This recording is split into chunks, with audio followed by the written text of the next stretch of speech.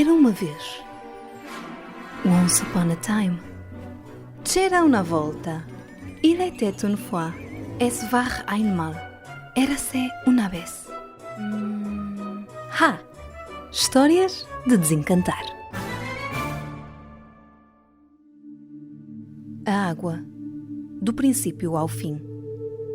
Há cerca de 50 anos, Simon e Garfunkel lançavam com grande sucesso a canção Bridge Over Troubled Water. Seja tranquila ou agitada, a água que passa por debaixo das pontes, movida pela gravidade, é frequentemente usada como metáfora para a também inelutável passagem do tempo. Os filósofos jónicos tentavam encontrar o único princípio que tudo explicasse sobre a natureza. Tales, nascido na cidade jónica de Mileto em 624 ou 620 a.C., acreditava ser a água o princípio primordial.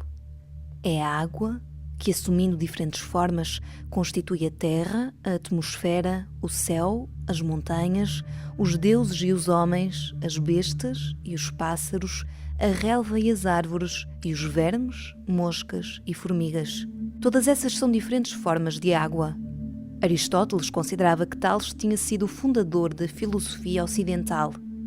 Tales procurava na natureza a razão dos fenómenos observáveis, rejeitando causas geralmente atribuíveis aos caprichos de deuses antropomórficos, e tinha uma visão panteísta resumida na frase: todas as coisas estão cheias de deuses. É claro, como água, que esta não explica tudo o que se passa na natureza, mas é também evidente que a água tem uma importância fundamental no nosso planeta.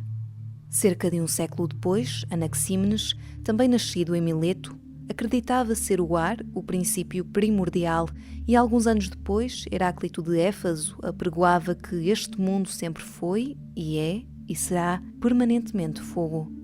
Empédocles de Acragas, atualmente chamada Agrigento, adicionou a terra aos três princípios já referidos, e Platão designou-os por elementos, stoichia em grego.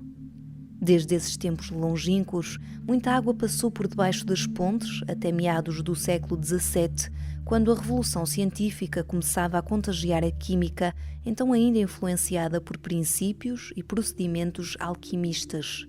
Apesar de também praticar alquimia, Robert Boyle, nascido na Irlanda em 1627, contribuiu decisivamente para o desenvolvimento da química moderna.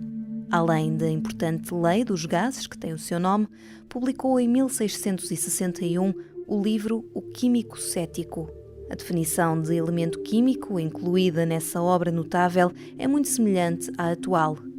Chamo agora elementos a certos corpos primitivos e simples, perfeitamente puros de qualquer mistura, que não são constituídos por nenhum outro corpo ou uns pelos outros, que são os ingredientes a partir dos quais todos os corpos, a que chamamos misturas perfeitas, são compostos de modo imediato e nos quais estes últimos podem ser finalmente resolvidos.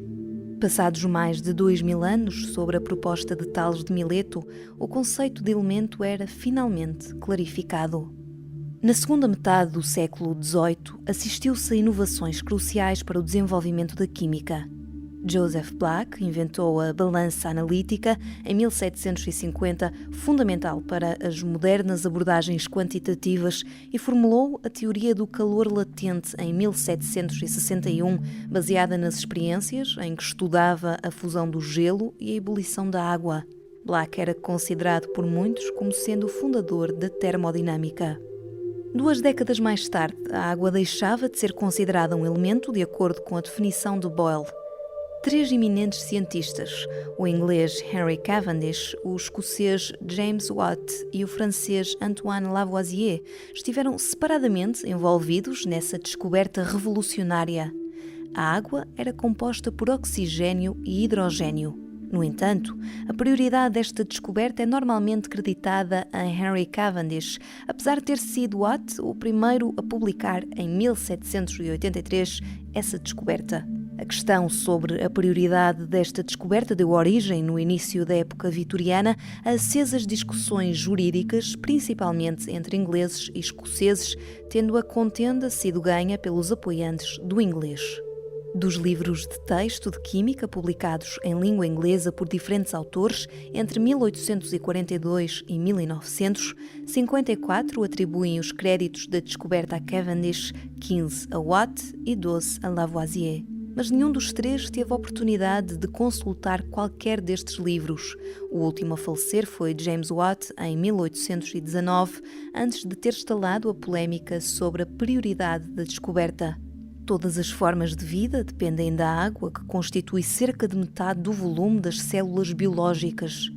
O reconhecido papel crucial da água, muito abundante no nosso planeta, é uma consequência de invulgares propriedades que decorrem da sua complexa estrutura.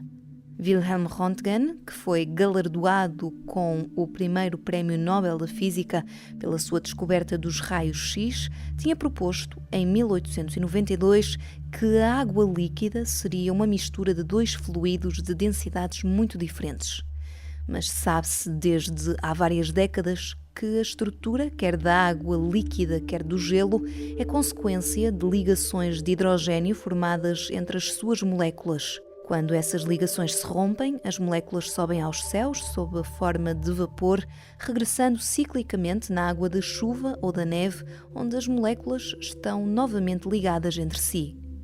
A homeopatia, iniciada em 1796 pelo alemão Samuel Hahnemann, tem por fim a utilização de uma terapia alternativa baseada no velho princípio da semelhança de Hipócrates, similia similibus curantur.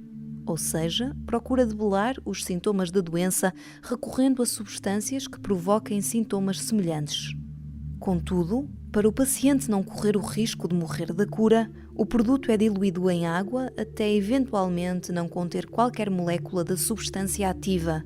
Pressionados pela ciência do século XX para darem uma explicação plausível do alegado efeito terapêutico, os homeopatas não conseguiam ser convincentes. Jacques Benveniste, nascido em 1935 e falecido há 16 anos, veio em seu socorro. Benveniste era um eminente alergologista e imunologista da Universidade Paris-Sud, responsável por importantes desenvolvimentos daquelas áreas clínicas. Porém, um dos seus trabalhos, publicado na revista Nature em junho de 1988, suscitou enorme controvérsia na comunidade científica. A ideia defendida por Benveniste implicava que a estrutura da água fosse afetada, conservando a memória da substância ativa dissolvida na solução original, mesmo se, depois de ser extremamente diluída e agitada, não contivesse qualquer molécula daquela substância. O editor da Nature, John Maddox, acompanhou a publicação com um invulgar editorial onde era visível a relutância com que aceitava a publicação do artigo. Os leitores deste artigo podem compartilhar a incredulidade de muitos revisores que comentaram sobre as várias versões do manuscrito durante os últimos meses. A essência do resultado é que uma solução aquosa de um anticorpo retém a sua capacidade de evocar uma resposta biológica, mesmo quando diluída a tal ponto que há uma probabilidade desprezível de haver uma única molécula em qualquer amostra. Não há base física para tal atividade.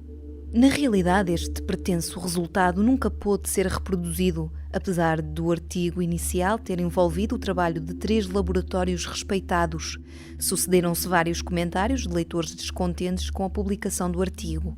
Um desses leitores utilizou, ironicamente, as letras do nome da revista Nature como iniciais do nome de uma hipotética nova revista. O surgimento de um novo jornal atrai sempre interesse e a publicação, em 30 de junho de 1988, do primeiro número de New Approaches to Truly Unbelievable and Ridiculous Enigmas não foi exceção. Mas pergunto a mim próprio quantos leitores foram abalados, para não dizer agitados, com a publicação subsequente de comentários que indicam que a sabedoria editorial daquela revista, embora ainda detetável, foi infinitamente diluída num oceano de retórica. Talvez a ciência, como o jornalismo, também tenha uma silly season.